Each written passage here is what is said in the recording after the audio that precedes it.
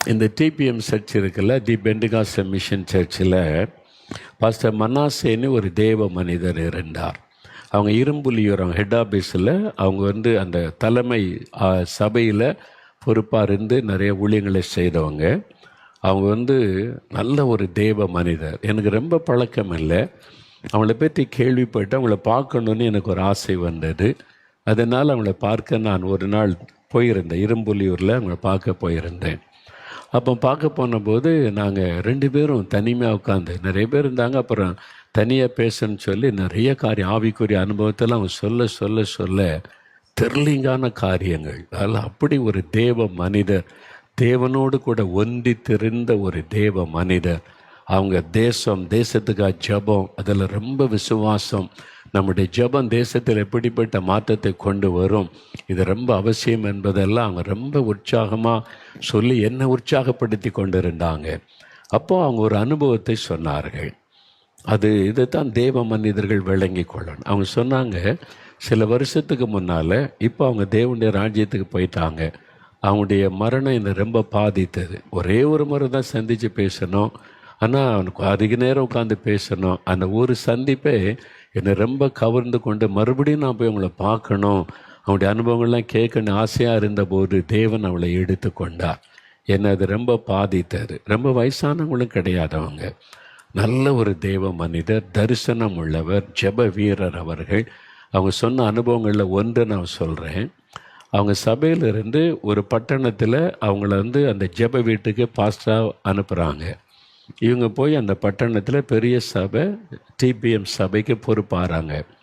அப்போ அவங்க சொன்னாங்க, பிரதர், நாங்கள் போன பிறகு எங்கள் விசுவாசிகள் நிறைய வர்றாங்க, 1000க்கு மேலே வர்றாங்க, நல்ல ஜெபம், பாட்டு, எல்லா வசனம் எல்லாமே இருக்குது. ஆனால் அந்த பட்டணத்தை நான் பார்த்தபோது பட்டணம் பாதிக்கப்பட்டு கிடந்தது, இருளின் சக்திக்குள்ளே கிடந்தது. கொலை, கொள்ளை, கற்பழிப்பு, விபச்சாரம், வேசித்தனம், பலவிதமான பாவங்கள் பட்டணத்தில். அதனால் பட்டணமே பாவத்தினால் சீரழிந்து இருளின் ஆதிக்கத்தினுடைய கிரியைகளை பார்க்க முடிந்தது. என்னடா அது இந்த மாதிரி இருக்கு இந்த பட்டணம், கொலை, கொள்ளை, கற்பழிப்பு, குடி, வெறி, விபச்சாரம், வேசித்தனம் நிறைஞ்சிருக்குதே. அவங்களுக்குள்ள ஒரு பாரம். ஆண்டவர்கிட்ட போய் ஜெபிச்சாங்களா, ஆண்டவரை, நாங்கள் ஒரு சபையும்தான் வெளிச்சம், சபை தான் பூமிக்கு வெளிச்சம், நாங்கள் தானே வெளிச்சம், ஆனால் இருளின் ஆதிக்கம் இந்த பட்டணத்தில் இவ்வளவு இருக்குது, எங்கே பார்த்தாலும் அநியாயங்கள், அக்கிரமங்கள், இந்த மாதிரி கொலையும் கொள்ளையும் அசுத்தங்களும் நடக்கிறதே. ரொம்ப பாரப்பட்டவன். ஆண்டவர் சொன்னார், யுத்தம் பண்ணேன், ஜெபம் பண்ணேன்னு சொல்லி ஒரு ஜெபம் ஆரம்பித்தாங்க. ஜெபம் ஆரம்பித்து தன்னுடைய சபை மக்களை வச்சு உபவாசம் பண்ணி ஜெபம். அவங்க ஜெபிச்சாங்களாம் பட்டணத்துக்காக. சபையார ஒரு கூட்டத்தை கூட்டி ஜெபிக்க வச்சாங்க. தொடர்ந்து பட்டணத்துக்காக போராட்ட ஜெபம். இந்த பட்டணத்தில் கிரியச்சுகிற விபச்சாரத்தின் ஆவி முடக்கப்படணும், குடிவெறியின் ஆவி முடக்கப்படணும், இந்த கொலைவெறியின் ஆவி முடக்கப்படணும், ரத்தம் சிந்துதல் நிறுத்தப்படணும். என்னென்ன பாவத்தை கொண்டு வந்த வாலிபர்களுடைய வாழ்க்கை சீரழிக்கிற ஆவிகள், அதெல்லாம் எதிர்த்து அவங்க ஜெபிச்சாங்களாம். தன்னுடைய கூட ஒரு கூட்ட மக்கள் அவங்களோட இணைந்து அந்த ஃபெய்த்தோமில் ஜெபிச்சாங்க. அதனுடைய விளைவு என்ன தெரியுமா? சில மாதத்துக்குள்ள பட்டணமே மறுரூபமாக்கப்பட்டு விட்டார். எப்படின்னா அவங்க நல்ல அதிகாரிகள், அரசாங்க அதிகாரிகள், காவல்துறையில் உள்ளவங்க, அவங்களோடலாம் நல்ல ஒரு ஐக்கியம் வச்சுருப்பாங்க. அவங்க ரொம்ப ஞானமாக நல்ல செயல்படக்கூடியவங்க, தேவ மனிதர்ன்றதுனால நிறைய பேர் அவங்களோட ஐக்கியம். காவல்துறையில் இருக்கிறவங்களே அந்த டிஸ்ட்ரிக்டில் உள்ள காவல்துறை உயர் அதிகாரி சொன்னாங்களே, now changes in the city, no crime in the city. அந்த குற்றங்கள் எல்லாம் குறைந்து விட்டது. கொலை நின்று, ரத்தம் சிந்துதல் நிறுத்தப்பட்டது, கற்பழிப்பு நிறுத்தப்பட்டது. நிறைய மாற்றம் பட்டணத்துக்குள்ளே. காவல்துறை உயர் அதிகாரி ரிப்போர்ட் கொடுக்குற அளவுக்கு பட்டணமே மாற்றப்பட்டது. எப்படி நடந்தது? ஒரு தேவ மனிதருக்குள்ள ஒரு தரிசனம் பெற்று தேவ சித்தத்தை அறிந்து யுத்தம் பண்ணி ஜெபிக்க ஆரம்பித்தாங்க.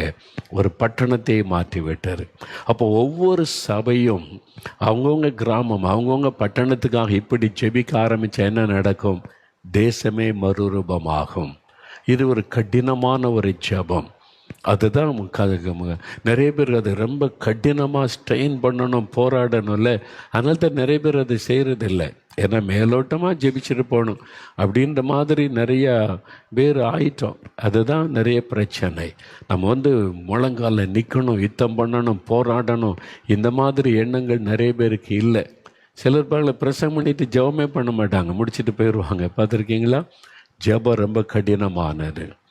நான் அந்த தேவ மனிதர்கிட்ட பார்த்து அவங்க அனுபவத்தெல்லாம் சொன்னாங்க. என்னை ரொம்ப உற்சாகப்படுத்தினர். அவங்க என்னை ரொம்ப உற்சாகப்படுத்தினாங்க. நீங்கள் செய்யுங்க, தொடர்ந்து ஜெபிங்க என்பதாக. நான் மறுபடியும் வரேன்னு சொல்லிட்டு வந்தேன். ஆனால் அவங்கள பரலோக ராஜ்யத்தில் கர்த்தரோடு இருக்கிறாங்க. எனக்கு அன்பானவர்களே, ஏன் இதெல்லாம் நான் சொல்லுகிறேன் என்றால், இதான் சத்தியம், இதான் உண்மை.